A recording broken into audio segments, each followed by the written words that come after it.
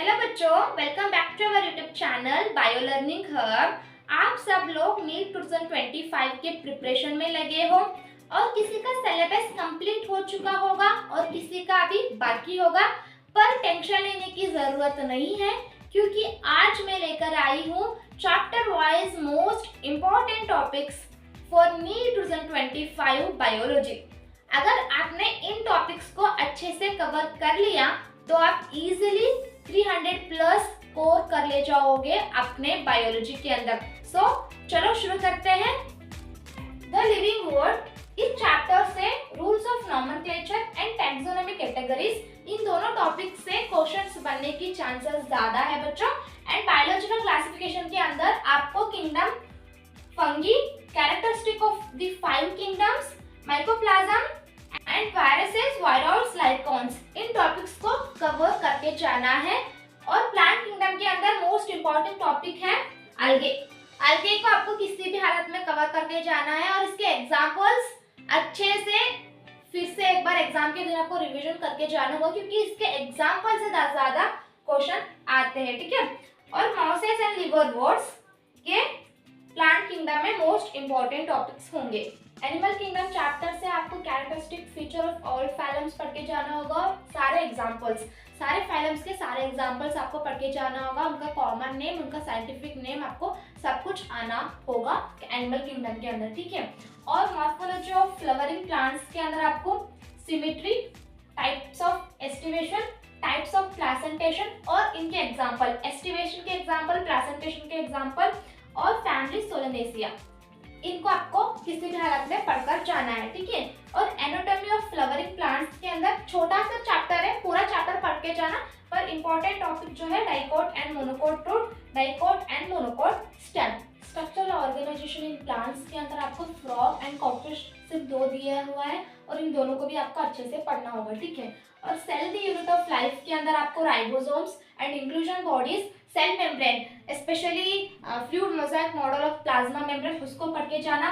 Endoplasmic reticulum, plastids, mitochondria, cilia and flagella, types of chromosomes based on position of centromere, इसको पढ़ के जाना बच्चों, ठीक है। और बायोमोलिक्यूल्स के अंदर आपको सेकेंडरी मेटाबोलाइट्स को जो टेबल दिया हुआ है उसको ध्यान से पढ़ के जाना है और डिफरेंट स्ट्रक्चर्स ऑफ प्रोटीन्स को भी पढ़ के जाना है।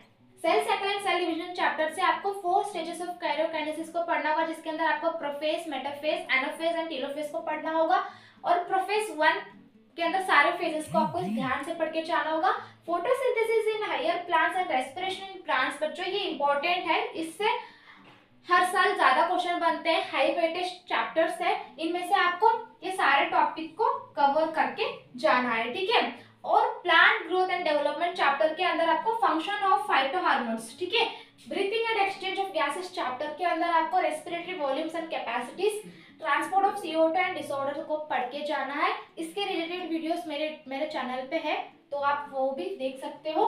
Body fluids and circulation chapter के अंदर आपको leucocytes, coagulation of blood, erythroblastosis, fetalis, cardiac cycle, ECG and blood groups को करके जाना है। एक्सक्रिएटेड प्रोडक्ट्स अंदर एलिमिनेशन चैप्टर के अंदर यूरिन फॉर्मेशन और इन टॉपिक्स को आपको पढ़कर जाना है।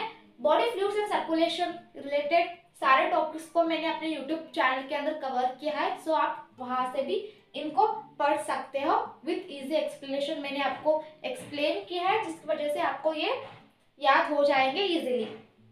लोकोमोशन मूवमेंट चैप्टर के अंदर आपको structure of actin and myosin को पढ़ना है, मैकेनिज्म ऑफ मसल कॉन्ट्रैक्शन, रिप्स एंड डिसऑर्डर्स, इन टॉपिक्स को पढ़ना है, ठीक है। Neural control and coordination chapter के अंदर आपको इन टॉपिक्स को ध्यान से देखना होगा।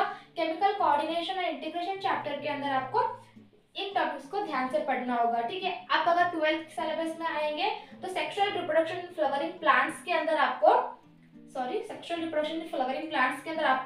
पोलन ग्रेन, एम्ब्रियो सैक से हर साल क्वेश्चन पूछता है और पोलन ग्रेन से भी हर साल क्वेश्चन पूछता है बच्चों। पॉलिनेशन, इन 3 टॉपिक से हर साल क्वेश्चन पूछता है, तो इनको आपको अच्छे से देखना है, ठीक है। ह्यूमन रिप्रोडक्शन चैप्टर के अंदर आपको male and female reproductive system को अच्छे से पढ़ के जाना है। गेमेटोजेनेसिस एंड मेंस्ट्रुअल साइकिल बच्चों, ठीक है। रिप्रोडक्टिव हेल्थ जो चैप्टर है वो पूरा इंपॉर्टेंट है बच्चों, उनके अंदर आप बर्थ कंट्रोल और इस टॉपिक को अच्छे से पढ़ के जाना। मेंटल एंड जेनेटिक्स बहुत इंपॉर्टेंट चैप्टर है जिससे 5 क्वेश्चन तक बन सकते हैं। इसके अंदर आपको इनहेरिटेंस ऑफ 1G मतलब मोनोहाइब्रिड क्रॉस को अच्छे से पढ़ के जाना होगा, म्यूटेशन एंड जेनेटिक डिसऑर्डर्स, ठीक है। मॉलिक्यूलर, इसके अंदर न्यूमेरिकल्स इंपॉर्टेंट है तो न्यूमेरिकल्स को देख लेना। मॉलिक्यूलर बेसिस ऑफ इनहेरिटेंस, इस चैप्टर से भी 5 से 6 क्वेश्चन बन सकते हैं, ठीक है। इसके अंदर आपको रेप्लिकेशन, ट्रांसक्रिप्शन एंड ट्रांसलेशन को पढ़ के जाना होगा, उसके साथ DNA fingerprinting and lac of, ठीक है, इंपॉर्टेंट टॉपिक्स है। इवोल्यूशन से भी 3 क्वेश्चन फ्रेम हो सकते हैं बच्चों, और इवोल्यूशन को मैं बताऊंगी आपको, ज्यादा से ज्यादा आप एनसीईआरटी से अच्छा है आप अपने टीचर्स के नोट्स प्रिफर करो, क्योंकि एनसीईआरटी से अच्छे समझ में नहीं आता ये चैप्टर, सो इसलिए इसके अंदर आपको evidence and origin of life को पढ़ के जाना है। हार्डी-विनबर्ग इक्विलिब्रियम प्रिंसिपल को भी आपको पढ़ के जाना है बच्चों, ठीक है। Human health and diseases chapter के अंदर आपको common diseases, immunity and drugs के बारे में पढ़कर जाना होगा compulsory. Microbes in human welfare, सारा चैप्टर इंपॉर्टेंट है बट यूजेस ऑफ माइक्रोब्स ज्यादा इंपॉर्टेंट है। बायोटेक्नोलॉजी प्रिंसिपल एंड प्रोसेसेस, क्या कहूँ मैं इस यूनिट के बारे में। 2 चैप्टर्स है, दोनों भी बहुत इंपॉर्टेंट चैप्टर्स है और इनसे 7 से 8 क्वेश्चन बन सकते हैं बच्चों, ठीक है। 7 से 8 क्वेश्चन मतलब 32 मार्क्स, 8 4 32 मार्क्स आप यहाँ से कवर कर सकते हो, ले सकते हो। पूरा चैप्टर इंपॉर्टेंस है, पूरा दोनों के दोनों चैप्टर्स इंपॉर्टेंट है, तो इनको पूरा अच्छे से पढ़ के जाना, ठीक है।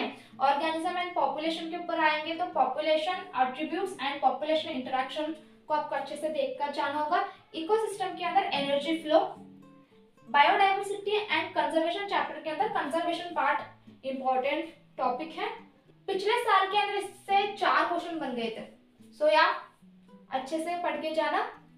ये थे आपके most important topics from biology for NEET 2025। अगर आपको ये वीडियो यूजफुल लगा है तो प्लीज वीडियो को लाइक कर देना, चैनल को सब्सक्राइब कर देना इसी तरह के वीडियो के लिए, और फ्रेंड्स के साथ शेयर कर देना, और नीचे कमेंट बॉक्स में कमेंट जरूर कर देना कि आपको अगला वीडियो किस टॉपिक में चाहिए, ठीक है।